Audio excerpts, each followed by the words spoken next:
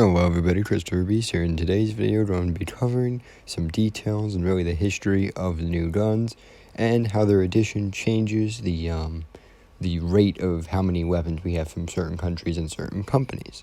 Starting off, we're going to start off with the ZAM-76, the brand new sniper rifle. So this baby was designed for the Yugoslavian wars in our timeline. It uses a box Mauser round and is pretty much considered like a Yugoslavian equivalent of the SVD or Dragunov.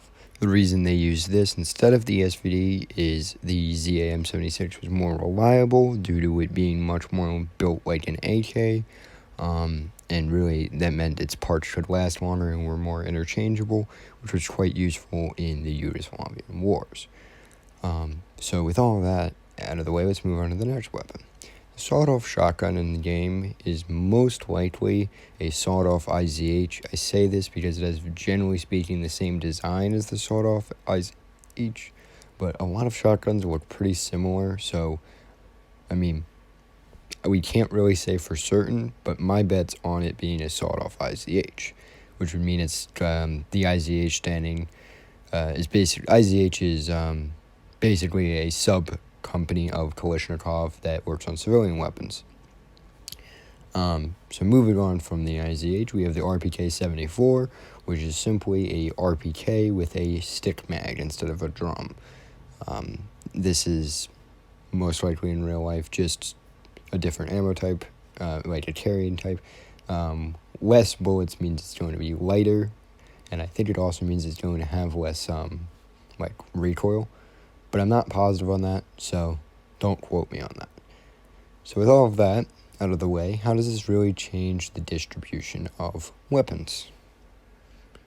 Right, so weapon distribution has changed much more in favor of the Russian weapons than before, as they gained 2 new weapons this update, and the Yugoslavians gained 1 weapon this update. Russians had already been the majority gun, like most guns in-game are Russian guns. Not a huge surprise that we get to add 2 more to that list. But yeah, so the blue is after the update, the orange is before the update. So moving on into which companies.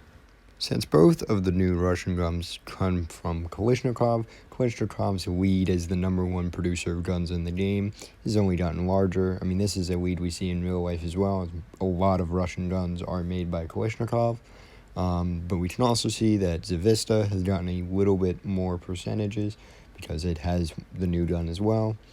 Not any massive changes because it is only 3 guns at a time that get added to the game.